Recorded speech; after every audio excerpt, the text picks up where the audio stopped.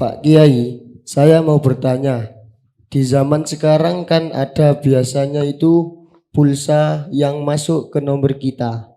Dan itu bagaimana hukumnya pulsa yang nyasar ke HP kita? Nyasar. Oh, kita nggak tahu tiba-tiba ada pulsa yang nyasar ya, masuk ke HP kita. Dibuang nggak mungkin. Ya, pertama begini, kalau kita tahu ada counter HP yang jualan pulsa, kita tahu bahwa counter A itu yang ngirim nyasar, kita tahu. Misalnya kita ini menjadi pelanggan ya, ini satu counter saya beri nama counter A itu. Kita sering beli pulsa di counter A itu. Mungkin setiap 2 hari sekali kita beli. Kan mungkin nama kita ini sudah tertulis di situ ya, mungkin. Akhirnya dia ini ada pelanggan lain, tiba-tiba dia mengirim pulsa ke nomor HP kita. Kan mungkin terjadi. Dan kita tahu, kita hafal. Loh, ini kok dari counter A. Maka kewajiban kita adalah mendatangi counter A itu, kita bertanya, Pak atau Mas, apakah sampean mengirim pulsa ke tempat saya? Mesti dia akan mengatakan, saya cek. Oh iya, salah. Mestinya ke orang lain, tapi masuk di tempatmu. Maka kita agar tidak berdosa, kita bayar. Begitu ya. Ya kan bukan masalah seneng tidak seneng, kita urusan kita dosa atau tidak dosa, halal atau haram kan gitu. Maka wajib kita membayarnya. Ya mungkin saya yakin nanti konternya itu akan minta maaf ya. Syukur-syukur dikasih diskon ya. Syukur-syukur ya, amin ya. Nah itu satu. Karena apa? Kita tahu yang mengirim siapa itu. Tapi kalau kita nggak tahu, memang nggak tahu kita ini.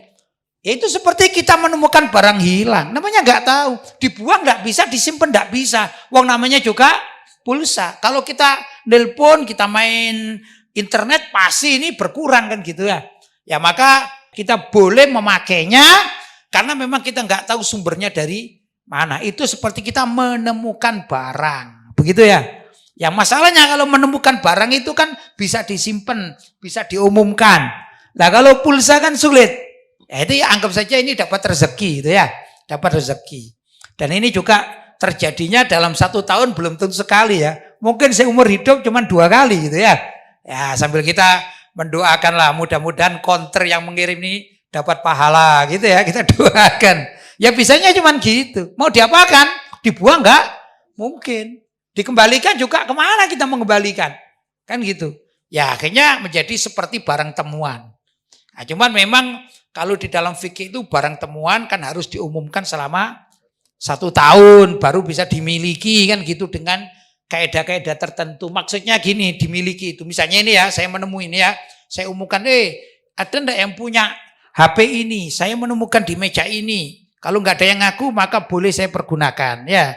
Tapi diumumkan selama 1 tahun. Setelah 1 tahun maka saya miliki. Tapi bila mana suatu saat setelah kita pakai ini, suatu saat ada yang mengaku, maka kita harus mengembalikan HP ini. Andai kata rusak, maka kita harus mengganti dengan sesuai harga HP ini atau kita mencarikan yang seperti ini. Kalau second, carikan second. Intinya dikembalikan kepada si empunya pemiliknya. Demikian juga pulsa. Andai kata suatu saat tiba-tiba counternya itu mengatakan, misalnya, Mas, mohon maaf ya, saya salah kirim pulsa kepada sampean, maka kita harus mengembalikan atau membayarnya. Begitu. Tapi kalau nggak diketahui, ya itu rezeki kita. Mau diapain? Nggak bisa. Ya, saya sebenarnya beberapa kali gitu semula heran saya. Loh, kok pulsa saya ini kok bertambah? Saya begitu ya. Sudah, akhirnya saya ragu diapakan, nggak bisa. Mau diapakan? Ya terpaksa dipakai alami saja. Tiba-tiba ada orang yang WhatsApp. Itu kadang-kadang mengatakan, Pak Kiai, mudah-mudahan pulsa kiriman saya tadi bermanfaat untuk dakwah Pak Kiai. Ya saya katakan terima kasih atau jazakumullah khairan katsira. Mudah-mudahan sedekahnya mendapatkan pahala yang berlipat ganda. Itu terjadi juga pada saya. Ya, tapi karena diikuti berikutnya dengan WhatsApp inbox seseorang, ya saya katakan oh berarti bukan nyasar ini ya, tapi ini adalah kesengajaan. Tidak apa-apa gitu. Jelas ya? Baik.